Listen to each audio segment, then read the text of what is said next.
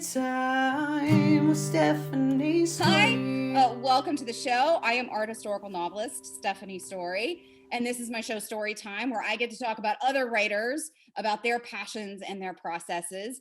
I'm very excited for my guest today. We have met in a virtual world of fellow authors, but this is the first time that we're talking face to face, so that's very exciting.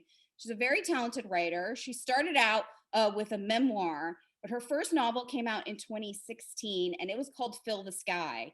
But her latest is historical fiction, which you know is my jam, so I'm very excited. It comes out in May 2021. It is called Leaving Coy's Hill. Welcome to the show, Katherine Sherbrooke. And I just bungled your name, and I'll probably leave that in. Katherine Sherbrooke. Hi, thanks for having me. Thank you so much for being here. Okay, so before we talk about historical fiction and writing and memoir versus historical fiction and contemporary versus historical fiction and all this like processy, awesome writing stuff, please tell the viewers at home about Lucy Stone and why that's his real life historical protagonist, and which portion of her story you are focusing on and the story of your book. And then I'll ask you why she attracted you so much. So Lucy Stone is a real life abolitionist and one of the pioneering feminists in the US. She was actually the first woman ever to speak out on women's rights. She inspired Susan B. Anthony to join the cause. But most people don't know her name because she was written out of history, or nearly written out of history, because of a big falling out she had with Susan B. Anthony and Elizabeth Cady Stanton, who were fierce allies before they had this falling out. So my story is really focused on two things: sort of that relationship, how Lucy got so involved in women's rights and her impact on women's rights and her relationship with the other leaders of that movement. And then it's also a relationship story. She swore at the age of 12 that she would never marry because she found out that married women have no rights and found that horrifying. But a very gallant man comes along and proposes a marriage of equals, and even says to her, won't your message be more compelling if you can show that you are married and you can still be independent, which was very forward thinking. And Lucy really had to wrestle with that decision of whether or not she believed she could have a marriage of equals, and also could she even do that, because her whole public persona was kind of warning people about marriage and trying to change the law. So those are the two pieces of her life I really look at. Okay, so I consider myself somewhat up on the feminist movement. I really do. I really genuinely had never heard of Lucy Stone. As you said, she was sort of wiped from this story. How did you find her, and what made you go, oh, because for people at home, it takes years to write a novel. Then you don't just dash them out. You got to really love your material. How did you find her, and what made you go, oh, I gotta do this? Yeah, so I had never heard of her either. I was actually working on a different project and was researching character names, and she popped up on my screen as part of a very important memorial in Boston that I had never seen before on Calm Ave, called the Women's Memorial. And she's one of 3 women there who are portrayed as really important women to Massachusetts. So I thought, well, that's interesting. Why hadn't I heard of her? And then immediately after that, Googling further, I found an academic book written about her that mentioned a totally different statue, but was a statue that was dedicated to what it said was the 3 most important women to the women's movement.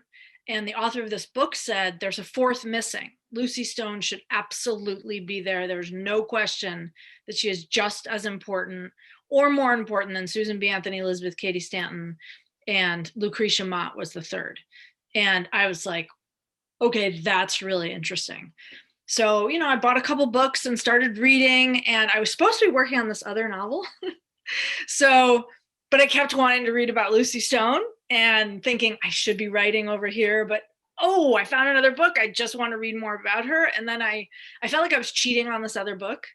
So the answer to your question is I knew I had to write this book because I couldn't stop. I just became obsessed. And I finally admitted I broke up with the other book and realized that this was the project that I really had to do. You know, I loved this when I was looking at like your sort of history of books. Your first novel came out in 2016, which is the same year that My Oil and Marble came out. Yeah. My Raphael came out 1 year sooner in 2020. Yours is coming out in 2021, but it's still pretty close. And I Yeah. was just, I had a different book and I was writing 80,000 different things. And then I had this whole process. I love it that you admit you had to break up with another book. For people who are not familiar with that process, or for other writers who are struggling with, oh, I feel guilty, but I put all this work into that other book. How do I give it up?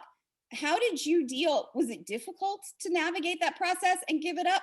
Did you just, it had to be done? What was your process like writing and realizing you had to leave and write this other thing? So there are really two things. First is, having written a book before, which you know how hard it is, how much time it takes, how much you have to just absolutely love it.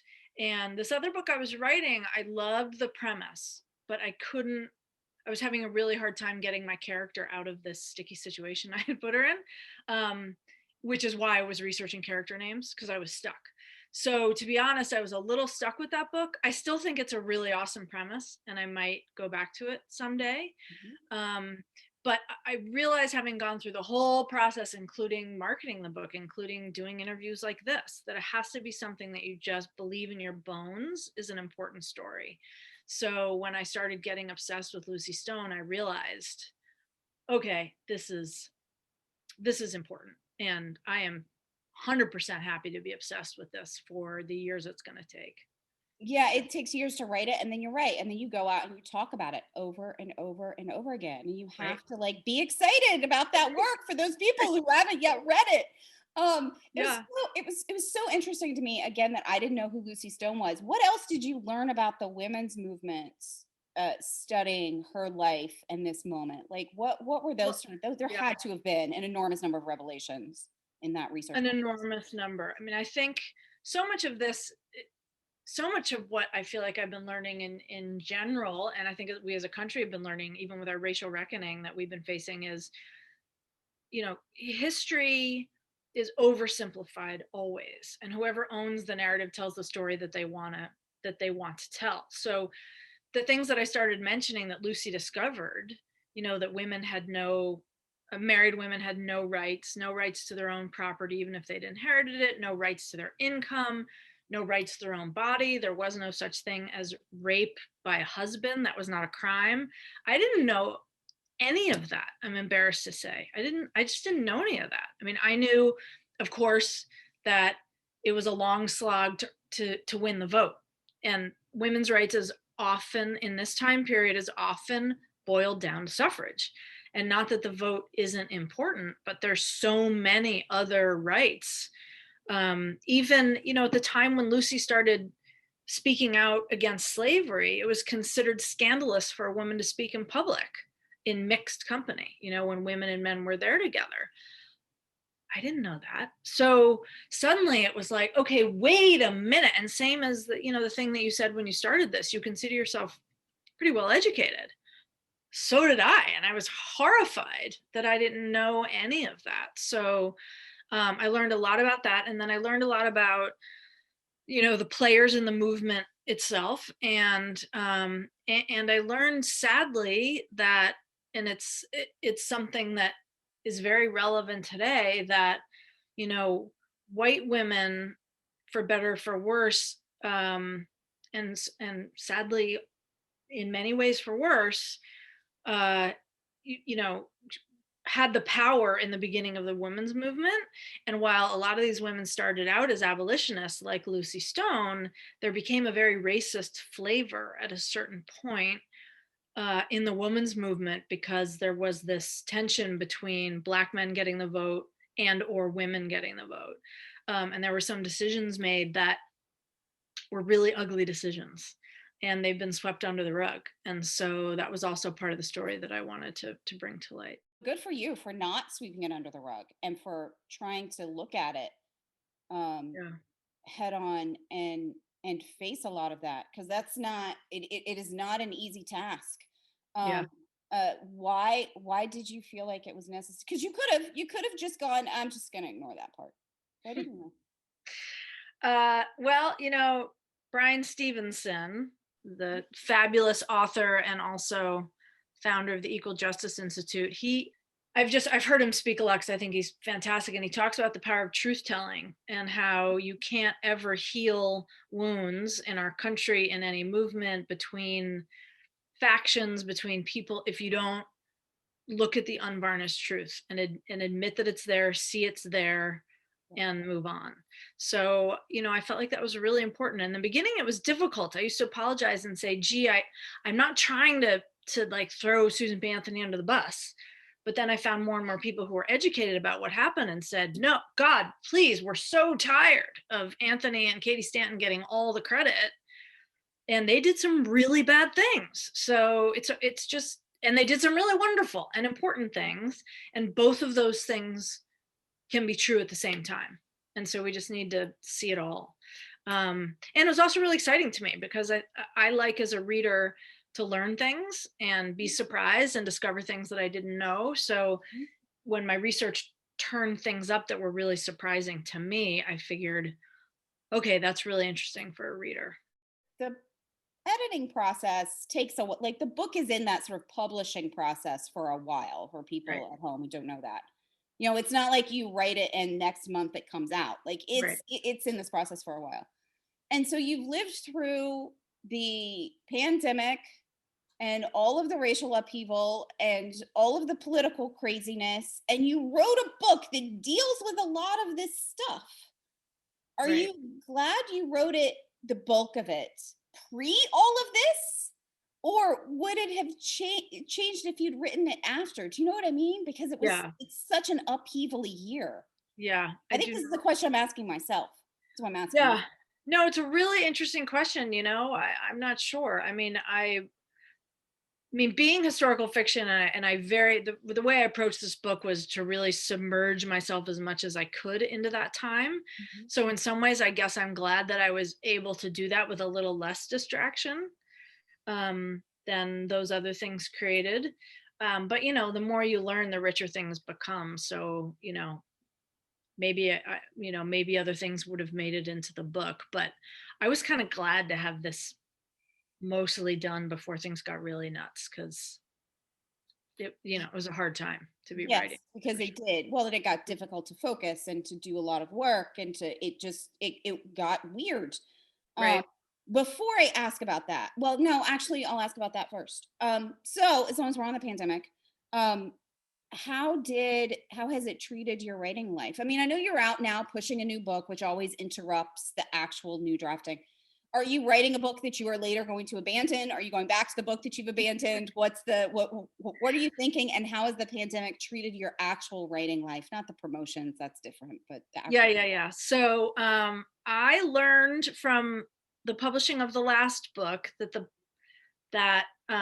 most important thing that I needed to do to survive, like having the book out on submission and would it sell and all those downtimes, was to have another project going. So the pandemic in the beginning, I would say, and let me just say, feel so privileged, right? I have a safe house. My kids were safe. I didn't have anyone in my life that was ill. And so my life was almost like being a hermit and a writer was being validated. I could spend more time in my office writing and not be interrupted. So I was actually able to finish a draft of the next book, probably in the first 4 or 5 months of the pandemic, which was great. The closer we got to the election, then, and things going on and seeming to get worse, then I lost all concentration, and that was really tough. But the first 4 or 5 months, I made a ton of progress on the next book, which is exciting. Okay, so is the next book, because this leads into my next question, is the next book contemporary fiction? Is it historical fiction? Because your first one was more contemporary fiction, and this one is historical fiction. So what's the next one, and which line did you end up falling on? Which side? So I suppose it's called historical fiction, again, because it takes place in two timelines, 1940s Hollywood and 1970s Broadway in Manhattan. Mm. But it's way more modern, right, than mid 1800s. For me, the biggest difference was, or the biggest question was, and when I think about the differences between contemporary and historical, for me, getting details right, I think for any good book, getting details right is critical. So even in the contemporary book, it was in Ecuador. It focused on a lot of shamanic rituals. It was really important for me to get that stuff right. So just as much research. Yes. The real question in my mind is, are you basing it on a real life person or a time and place and making up your characters? So Lucy Stone, obviously real life person. So many characters in that book were historical figures. So even a higher responsibility to kind of get things right. So this next book is historical fiction from a time period standpoint, but not based on anyone, any real person. They're all made up characters. So I see it as kind of a combination of the two. So is this performer land if you're doing Hollywood and Broadway, or is it just industry land? I just have to know, just a taste, because a lot of my people at home are Hollywood people. So yeah. Well, here's what I will tell you is that, and anyone who read my memoir knows just this little snippet, which is that my mother, a New Jersey girl from Newark, went off and became a runway model in Hollywood in the 40s. And then she came back a divorced single mom, and she would not talk about that time at all. It was like, cannot talk about it. So it's kind of inspired by everything I didn't know about her time out there, with a couple little snippets thrown in. Like she would slip once in a while and let me know that she had this ring and these earrings that were given to her roommate by Cary Grant. And he and her roommate had this massive falling out that was so bad that she gave them to my mother. And there I am, a little girl, like, what? Tell me more about that. And she would almost be like, oh, no, not talking about that. So intriguing, definitely in the Hollywood scene, but not from the point of view of an actress. one thing I had a lot I wanted to ask about, but one thing I definitely want to ask you about is you ran your own business for a long time before you recalled your childhood love of writing and dove into it head first. Look, we all know that that being an author is a business. So we all have to use our business acumen to go out and do the business of selling books and all of that stuff. So I'm sure you learned a great deal there. Yeah. But do you take anything from that time that taught you something about the craft of writing, or that you still apply to the actual creative business of writing books? Yeah. So, I would say there are two things. One is that as an entrepreneur and creating a business, it's very similar to creating a book in that it's just not real until you make it real. And so those bouts of self-doubt, and I think every writer at some point looks at their manuscript and they're like, why am I writing this? Is this any good? This is a dumb idea. Who's ever going to read this? It's the same starting a business. So just believing and knowing that, staying the course and continuing to believe it and visualizing what it looks like and putting in the work helps, just is required. And that doubt is necessary. And then you have to push through. So that was good. And just the confidence, I felt like I could do that. I could invent something from nothing, and a book wasn't that different. The other thing was kind of the reverse. When I decided to, in terms of a habit that I took that I realized I had to break, which was when I started writing, I decided to approach it like a job. So I was going to write 5 days a week and really spend my days doing that, and then focus on other things, which is how I ran my business. It was like days over, not talking about it anymore, not spending my weekends at the business. And I realized, because of a talk I heard Walter Mosley give, actually at the Muse on the Marketplace conference, that's a really bad idea to like separate yourself, and that the thing that you really need to do is work 7 days a week, which for me in entrepreneur land was like this no. Then you're a workaholic, then you know. But I realized that unless I stayed in it every day, like I hated Mondays, I couldn't get back into the story, the writing wasn't good. So this light bulb went off when I heard that, and I was like, oh, I can't approach it that way. Art is different. Art is totally different, and I have to be in it every day. So that was a game changer for me, totally. That is awesome. I love that, because I do think a lot of people who are new to the noveling process particularly feel like, oh, how much time am I supposed to spend, and aren't I supposed to take time off? And I'm like, time off? Your brain goes away. You gotta stay with Raphael. You gotta stay with Lucy Stone. You'll lose her. She'll run away. Exactly. She'll find some other author who wants to pay attention to her. Right. I would talk to her. I'd be like, Lucy, stick with me. I know I got this other thing going on right now, but don't go away. Don't go anywhere. You have to stay with me. Okay. But one other thing that I was thinking about while you were talking about that, because so you've had a memoir, you had the Ecuador book, you had the Lucy Stone book, and now you're writing this Broadway Hollywood thing. So you've got 4 to look at. Do you have enough distance yet to look and say, this is who I am as a writer. This is what I write about. Do you know what I mean? Like, yeah, I know exactly what you mean. It's a really good question. And it's, from the business side, you think through that. But I think in my heart, the thing that runs through all my books, and I suspect always will, is strong women trying to find their voice. I mean, Lucy Stone is the ultimate personification of that, but my Ecuador book is all about that. Even my family memoir is very focused on, my mom and what her place in the world would be. And certainly that's what this next book is all about. So I think that's the thread, regardless of time frame or genre. Now, is that because that's something that you deal with, that you think about a lot, that you just personally cope with, or is that something you're more interested in looking at in other people? I think both. I think being a female entrepreneur, which I didn't think was unusual at the time, but then sort of keep having sort of the mirror put up and people saying, this is really unusual. This is really unusual that you and your business partner, who's also a woman, have done this. And I kept thinking, like, why? So it's forced me to kind of examine, and I'm always asking that question, like, how have I found my voice in the past? How do I find my voice when there's something difficult that I'm facing? It just kind of fascinates me. I love it. I love that. I'm so glad I asked that question, because that's so, like, it says so much about what your books are and what the driving force of them is and what those driving questions are going to be.